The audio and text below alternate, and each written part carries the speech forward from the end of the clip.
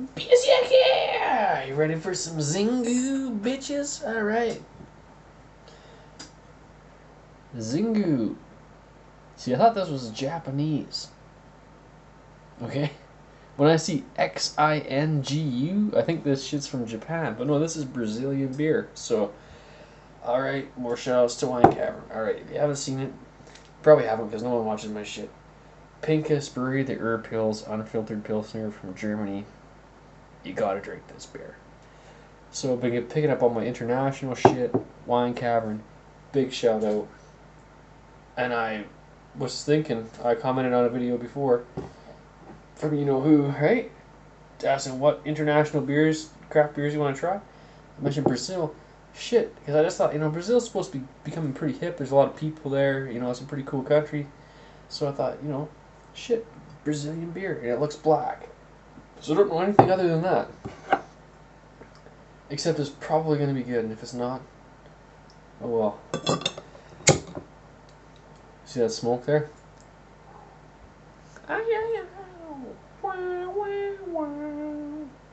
Zingu, there's a cap. Here's the pour.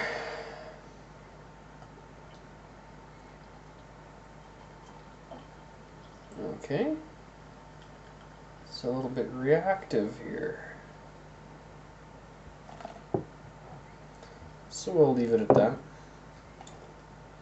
Okay, so it's looking to me like it's a stout. That's incredibly tan on top, so this is a wicked dark beer. The head's pretty good. Could be a lot worse.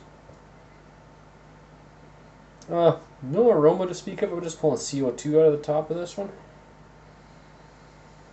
Yeah, very little bit of hops and yeast maybe.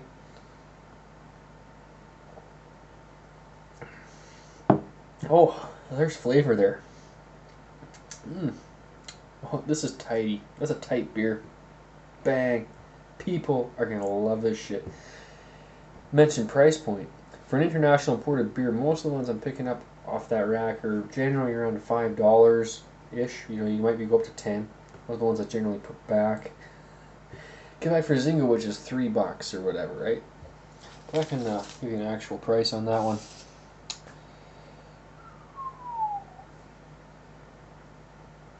Okay. $3.90. Still a $4 beer, which wasn't bad, seeing as it came all the way from Brazil and everything. And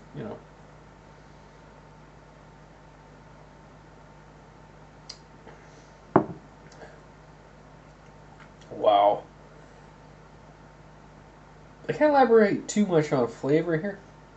This is mostly going into the texture, mouthfeel categories, people. That's nice, smooth, rubbery. Yeah, getting your typical stout flavors out of it. Very subdued, but the drinkability on this is insane. I would almost accuse this of being a lager. It reminds me a lot of a Vienna lager. Yeah, So water, barley malt, hops, crystal, sugar, non-malted cereals, yeast. Alright, it doesn't, I don't know if it specifies whether it's a lager or an ale, but this is very crisp and refreshing.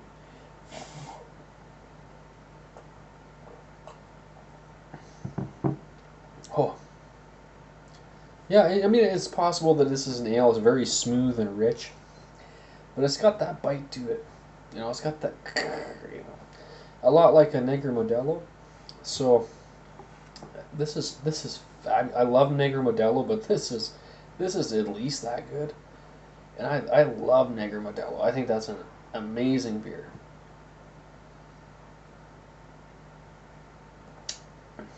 Of course, it could be an ale, but I would almost bet money on this being a lager. I mean, that is pretty. Oh, and the smoothness is just so rubbery and fruity, like a honeydew melon out of a stout. I mean, you're saying, how is that possible?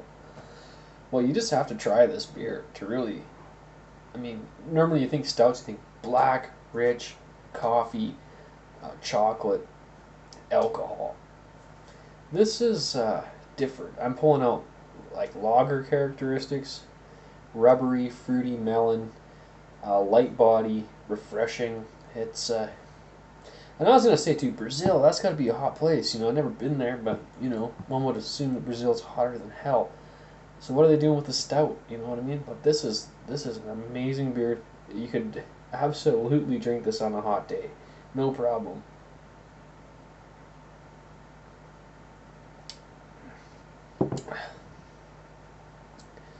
This is seriously really good, and I'm loving it.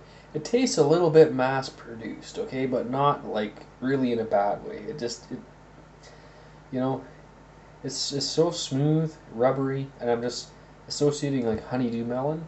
It's like got that cool vibe to it, that light flavor, a little bit of sweetness on that level, and of course you're getting a little bit of black grains in there too. So yeah, but just a very crisp finish and very crisp start. All right. This is a party beer. I could really see people getting down with this shit. I mean, you could really have a good time with the 12 of these, or you bring 12 of these to the party, man. This is a great party beer. There's no question.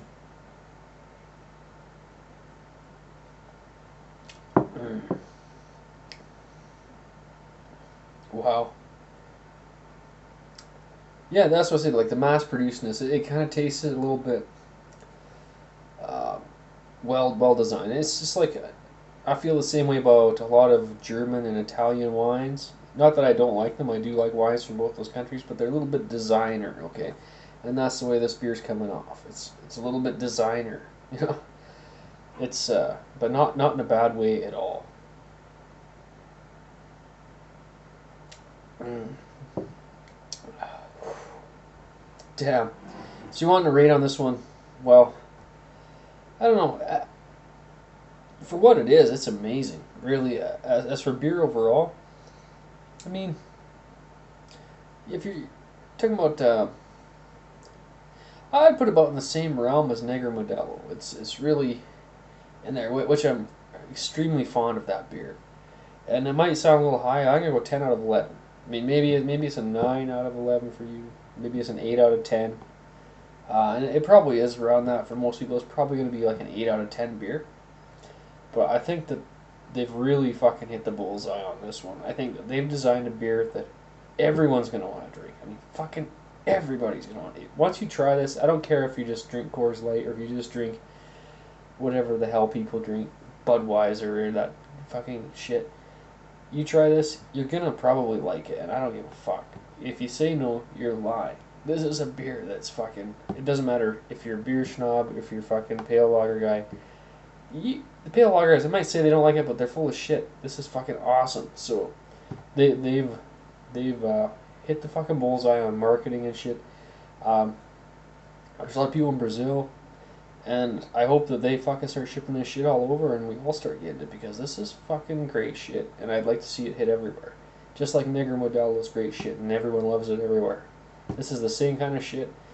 I'd say I'll give it 8 3/4 as beer overall, but this is a really special beer, and I think that we're gonna hopefully see it kind of maybe hopefully override some of the excess in the craft beer area because you know I love to see the craft beer thing going on, but I'd like to see you know, you know what I mean. There's too much of it. You know what I mean.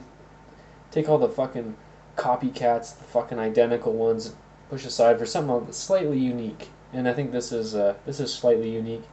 You need to try this beer. It's fucking super cool. Berserker, and I'm out.